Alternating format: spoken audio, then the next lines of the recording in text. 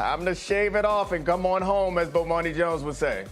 I have a very strict karma-based policy against making fun of anyone's hair. I don't want it to ever come back and bite me. So I am staying out of this conversation.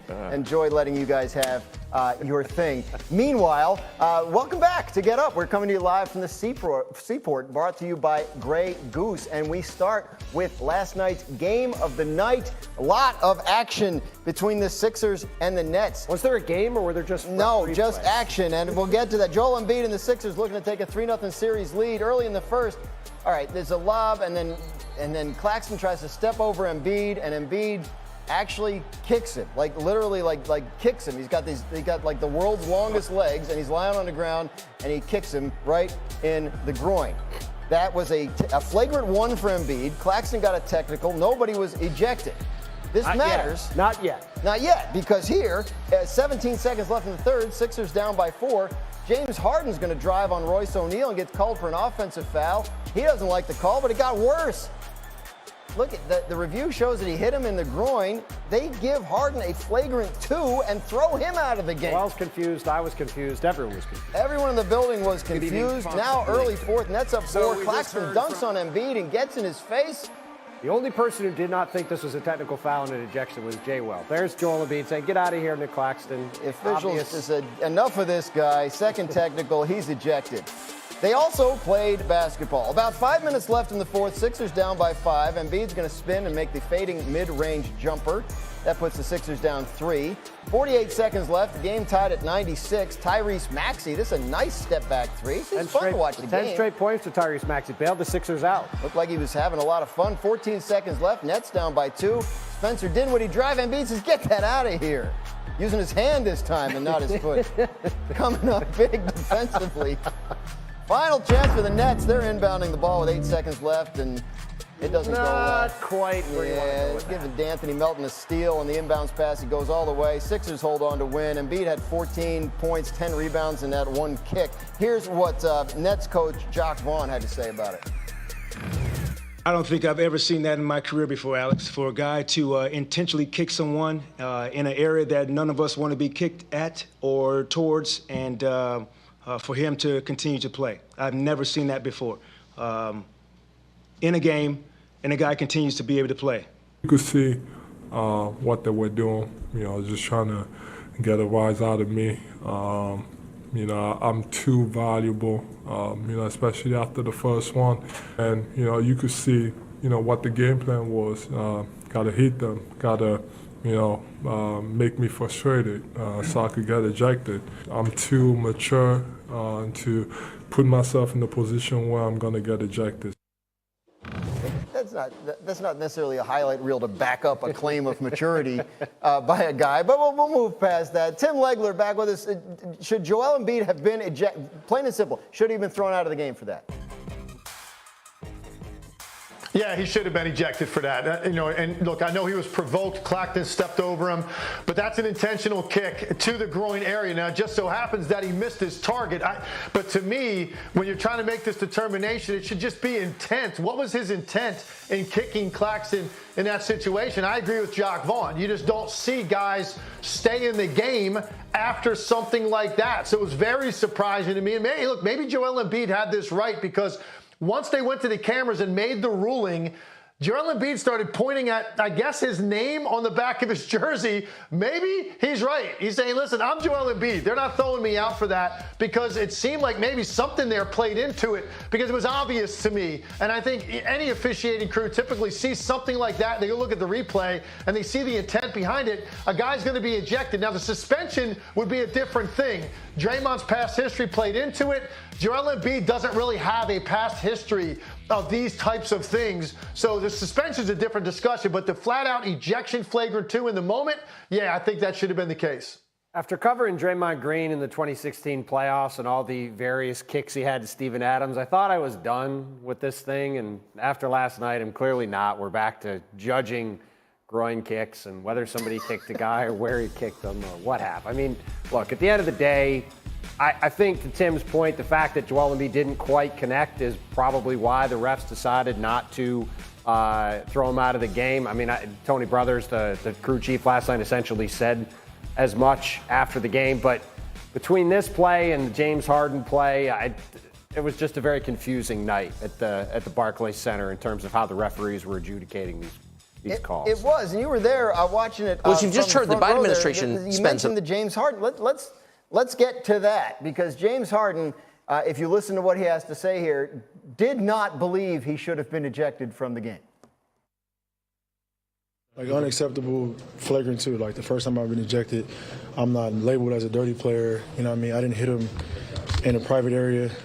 Somebody's draped on you like that defensively. It's just a natural basketball reaction. Honestly, I don't even think it was a foul on me. But, yeah, that's unacceptable. That can't happen. Well, just for clarity, because I couldn't remember exactly what he said, when Tony Brothers was asked after the game about the Joel Embiid play, the contact was deemed unnecessary, and based on the point of contact to the leg, it didn't rise to the level of excessive. Whereas for James Harden, it was based on the point of contact directly to the groin. So that's where we're at. We're adjudicating where in the leg or the groin we're hit. Yeah, so, all right. You were at the game, as I said. When Harden was thrown out, what was the reaction in the building?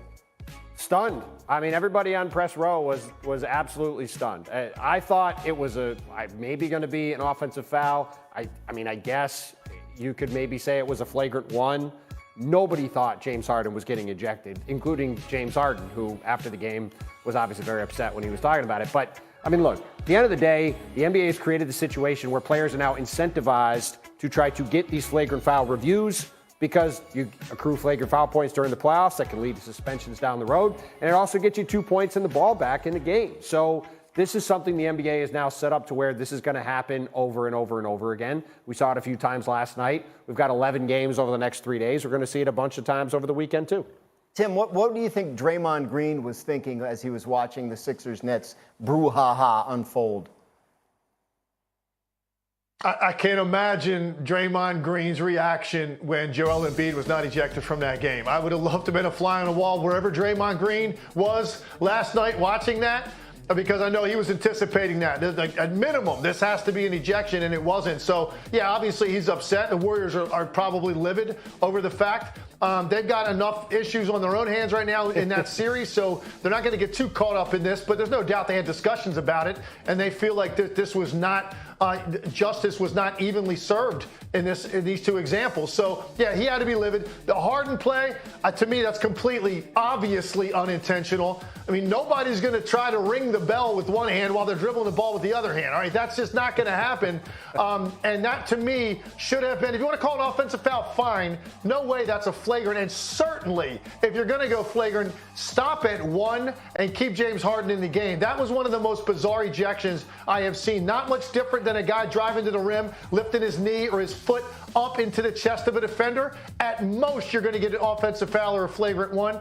You're not going to see guys ejected for that. I don't see any difference here with Harden.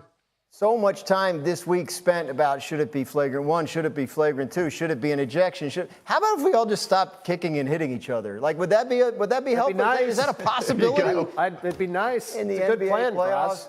Here's the other series where this has been a big topic. That is Kings-Warriors. Their game 3 was last night. The Warriors are down 2-0 for the first time since 2007, and they're playing without Draymond Green as a result of all that stuff we just showed you. Under 10 seconds left in the first half. Warriors up by 9. Steph Curry misses the 3, but Kevon Looney gets the offensive rebound, and Curry gets another shot at 3 and makes that one. Looney had 20 boards in this game, 9 offensive rebounds. Third quarter, Kings down by 12, looking to make a push. Domantas Sabonis scores the spinning layup. That puts the Kings down by 10. Under 3 minutes to play in the third. Warriors up by 13. Curry, the deep 3, holding the follow-through. That's how you know it's good. Warriors up by 16. Under 2 minutes left in the third. They're up by 15. Curry's going to drive, hit the floater, and get the foul. Curry's pretty good. He's a pretty good player. He's got a shot, I think, to succeed in this league if he sticks with it. Fourth quarter, Warriors up by 13. That's another 3 from Curry. He had 36, which is a multiple of 3. Warriors win 114-97. Here's Steph. I mean, you bottle up all of that noise and the potential, like, distractions of, Draymond being out, what the narrative is or whatever. You bottle all that up, and all it is just a sense of pride and of who we are capable of being. I mean, pretty bluntly, if we lost this game, it's pretty much over. So you got to understand the moment and we gave ourselves life. If they lost the game, they're down 3-0, which is what he's referring to. Nobody's ever come back from that in basketball, right? That's correct. So, Tim Legler, they did not lose the game. They won it. So does this now set them up to be in a position to win this series, or do you need to see more to believe it? Well, look, at some point they're going to have to win a road game. That's what it comes down to win this series. So to be in perfect position to win the series at this point, to make that statement, they would have had to split in Sacramento. They didn't do that. So what they have done is put themselves back in it, and now the pressure will start to mount against the Sacramento Kings. And look, what had to happen in this game, Steph Curry had to be a vintage Steph Curry, and that's what he was. He was the best player on the floor. He outplayed De'Aaron Fox, which was critical, but they needed more than that. It wasn't just going to be Curry, because they didn't shoot the ball particularly well across the board. There had to be an X factor. Who was that going to be? Where was it going to come from? Kevon Looney gave him that. He was the dominant player in the paint, 9 offensive rebounds, a number of which led directly to points off of his assist from the rebound. You saw the one at the end of the half. Huge momentum shift there. It's a 9-point game.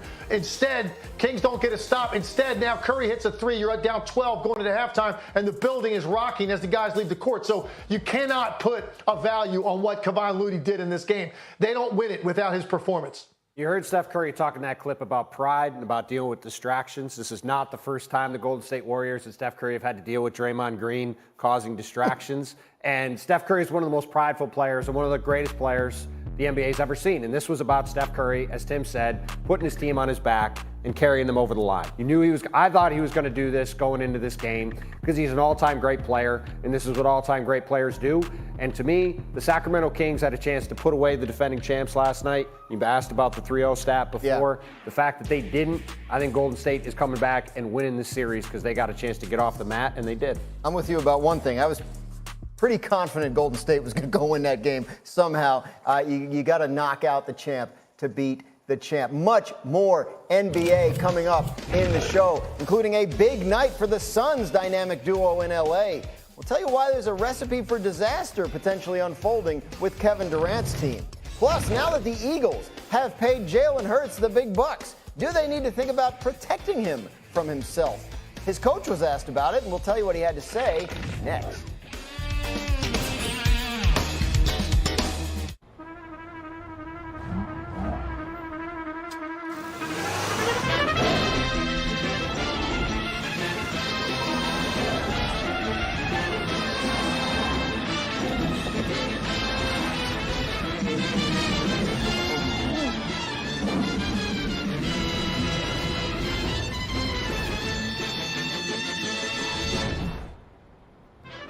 The all-new Prius. Toyota. Let's go places. Meet the Ninja Double Oven, a top rapid oven for super fast cooking and a bottom air fry oven for crispy favorites. It's 2 ovens in the space of 1 for double meals. With FlexStore technology, you can cook 2 meals at different times and temps for double cravings.